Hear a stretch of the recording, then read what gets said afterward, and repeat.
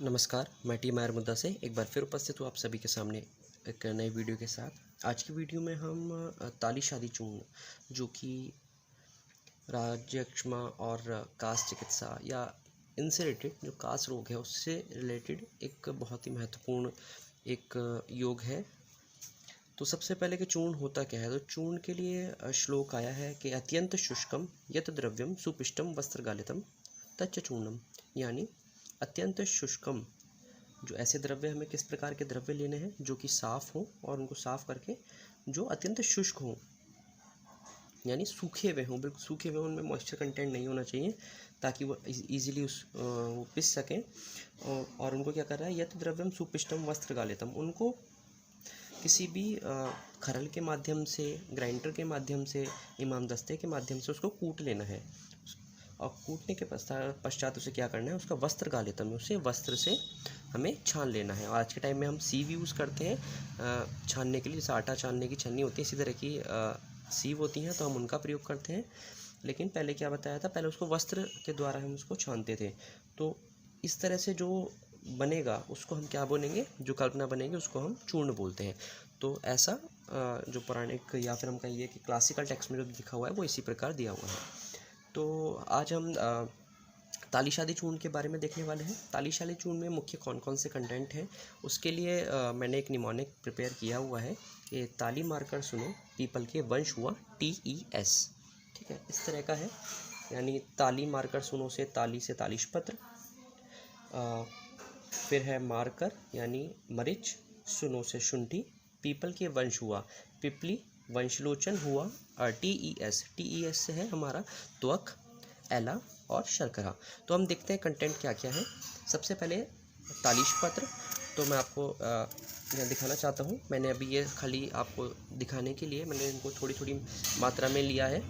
तो ये हमारा जो है, ये हमारा तालिश पत्र है, आप इस तरह से देख सकते हैं। इस तरह से हमारे तालिश पत्र होते हैं।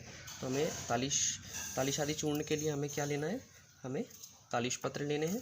उसके अलावा मारकर सुनो मरिच, मरिच तो आपने सबने देखी ही है, तो आपको इस तरह से मरिच ले लेनी है।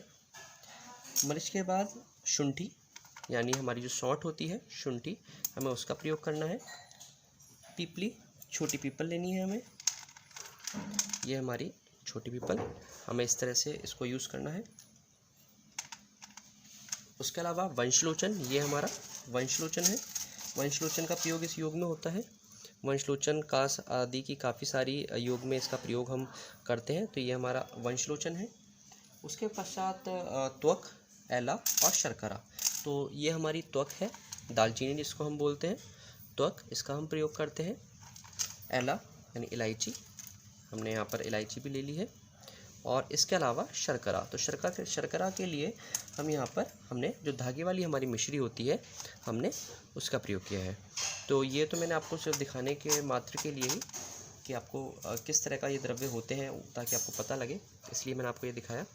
तो हमें इसकी मात्रा लेनी है। इसकी मात्रा किस तरह से लेनी है, मैंने जो मात्रा निर्धारित करी है उसके अनुसार तालिश पत्र जो हमें लेना है वो 5 ग्राम, मरिच 10 ग्राम, सौंठ हमें लेनी है 15 ग्राम, पिपली 20 ग्राम, वंशलोचन उसके बाद कितना लेना है हमें, वो लेना है 25 ग्राम। तो यहाँ आप देखेंगे कि 5-5 के ग्राम के अनुपात में ये चीज़ें बढ़ रही हैं कि 5 ग्राम, फिर 10 ग्राम, 15 ग्राम, 20 ग्राम और 25 ग्राम। तो इस तरह से हमें लेना है, यानी तालिश पत्र, मरिच, शुंठी, पिपली और वंशलोचन, ये सारी चीज़ें कितनी कितनी लेनी है, 5-5 ग्राम से इंक्रीज़ होती रही, 1 part, 2 part, 3 part, 4 part, 5 part, 5 ग्राम, 10 ग्राम, 15 ग्राम, 20 ग्राम, 25 ग्राम।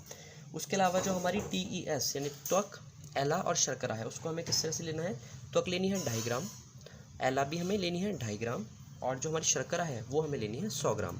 तो इस प्रकार हमें ये सारी चीज़ें लेनी है और इनको शुष्क, ये सारी चीज़ें शुष्क होनी चाहिए और इनको हम खरल के माध्यम से हम इनको पीसेंगे और उसके पश्चात उनको सीव के थ्रू हम उसको छानेंगे और छानने से फिर जो हमारा इसमें से निकलेगा वो हमारा ताली शादी चूर्ण तैयार हो जाएगा।